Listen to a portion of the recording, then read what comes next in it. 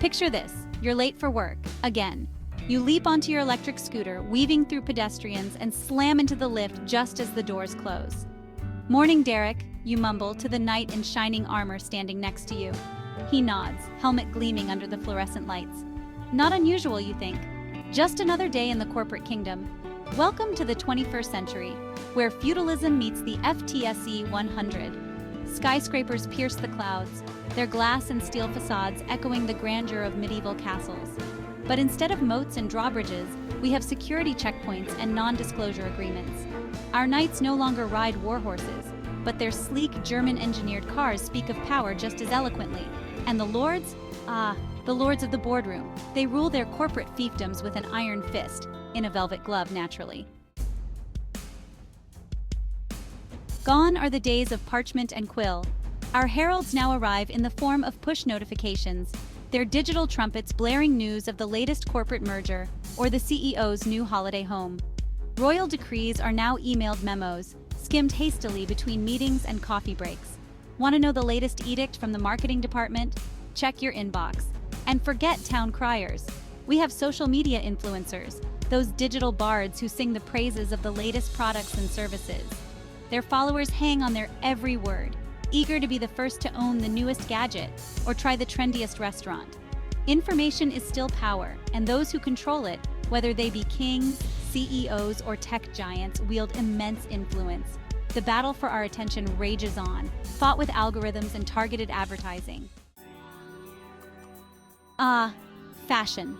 That timeless indicator of status and aspiration. In our modern-day feudal system, the sartorial divide remains as clear as ever, though perhaps not as readily apparent to the untrained eye. Gone are the days of velvet robes and peasant smocks. Instead, we have power suits and, well, jeans. The modern lord, our CEO, strides through the office in a finely tailored suit, their every garment whispering of success and authority. Their shoes, polished to a mirror shine, never seem to touch the ground. Meanwhile, the rest of us, the humble foot soldiers of the corporate world, make do with our off-the-rack suits and sensible shoes. But don't be fooled by the casual Friday facade. Even in a sea of jeans and t-shirts, subtle cues betray our position in the hierarchy. The brand of your laptop, the model of your phone, even the type of coffee you drink, all tell a story about your place in the corporate ecosystem. Fealty, loyalty, devotion. These are the cornerstones of any feudal system, and even in medieval times, modern knowledge and technology would transform these traditions. Imagine pledging allegiance to your liege lord through a virtual meeting, never having to leave your castle. The modern age would provide new and inventive ways to express our fealty, even in a medieval setting.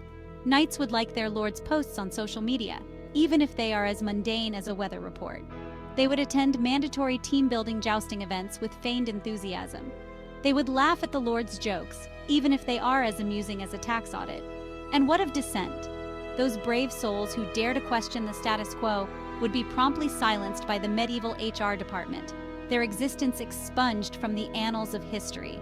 Remember, in this medieval yet modernized feudal system, loyalty is rewarded, but dissent is, well, let's just say it's not encouraged. Chivalry isn't dead, it's just gone digital. Our knights in shining armor now do battle in the Twitter sphere. Their weapon of choice, a 280-character tweet.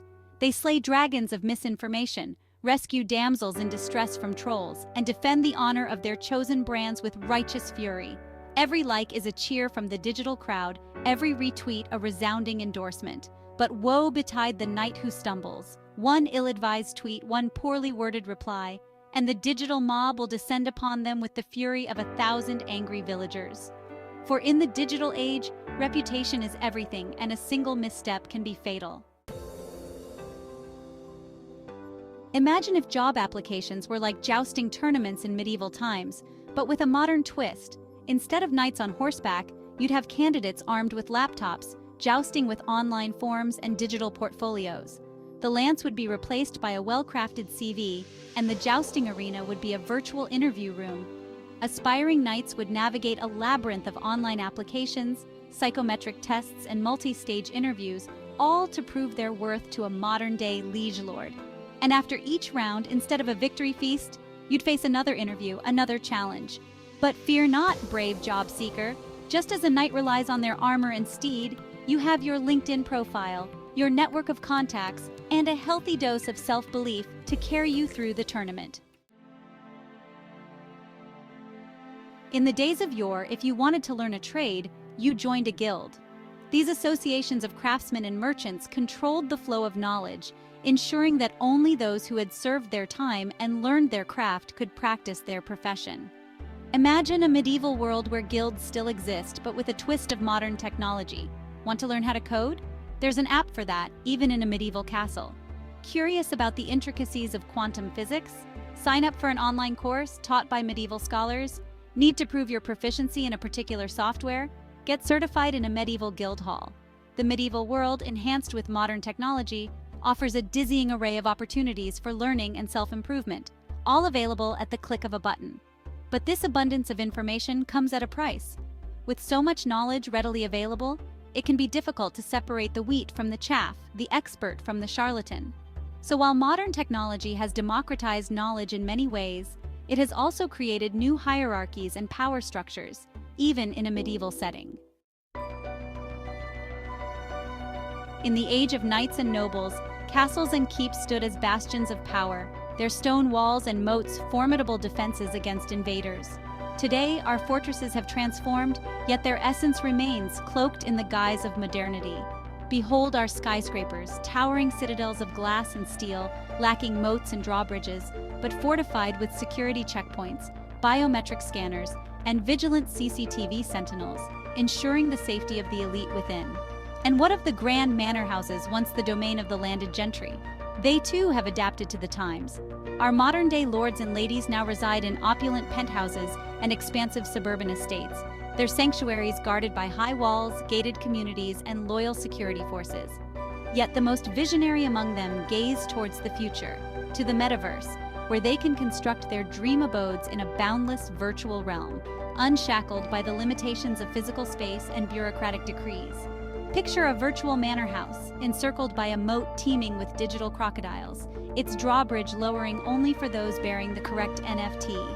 It may seem fantastical, but in an era where the tangible and digital worlds converge, the extraordinary becomes reality.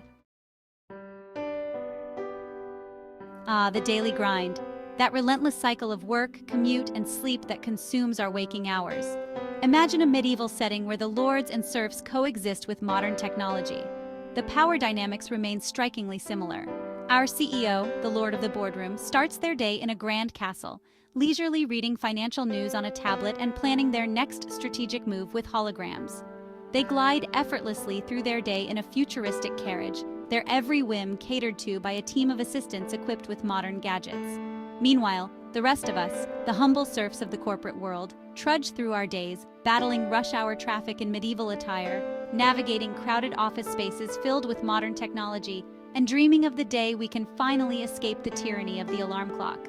But even in our seemingly mundane routines, echoes of the feudal system persist.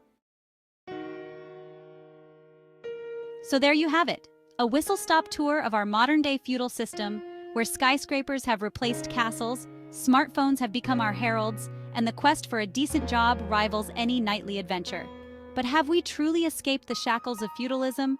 Or are we simply living in a more technologically advanced version of the same old system? It's a question that has plagued philosophers and social commentators for centuries.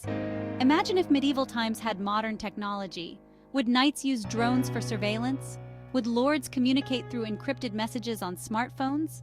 We have abolished slavery, enshrined human rights, and created democratic institutions that give a voice to the people. But on the other hand, we still grapple with many of the same problems that plagued our ancestors: inequality, injustice, and the abuse of power. Perhaps the true lesson of our modern-day feudal system is not that we are doomed to repeat the mistakes of the past, but rather that human nature is a complex and often contradictory thing. We strive for equality and freedom, yet we also crave structure and hierarchy. In this final chapter, we explore the future of business hierarchies as if we were still in medieval times, but had modern-day knowledge and technology. Will the digital age bring about a new form of feudalism, or will it democratize power and opportunity within our medieval society? Experts weigh in on the potential paths forward. examining both the promises and pitfalls of our rapidly evolving medieval corporate landscape. As technology continues to advance at an unprecedented pace, it has the potential to either entrench existing feudal power structures or dismantle them entirely. On one hand, the rise of artificial intelligence and automation could create new forms of inequality, as those who control these technologies amass unprecedented power and wealth. On the other hand, the digital age also offers tools for greater transparency, collaboration, and empowerment within our feudal system. Imagine a future where blockchain technology ensures fair and transparent transactions, where remote work breaks down geographical barriers, and where decentralized guilds allow for more democratic decision-making processes. These innovations could level the playing field, giving more people a chance to succeed regardless of their background or location. However, the journey toward this ideal future is fraught with challenges.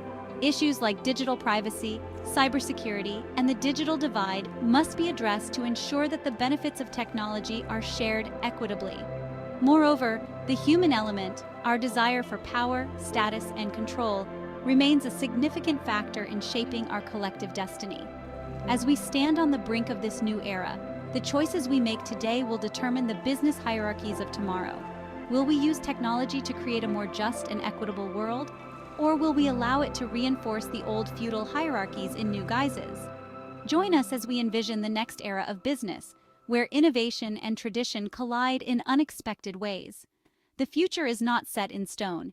It is a canvas on which we all have a hand in painting. What will your contribution be? Thank you for joining us on this journey through the past, present, and future of business hierarchies. Until next time, stay curious and keep questioning the status quo.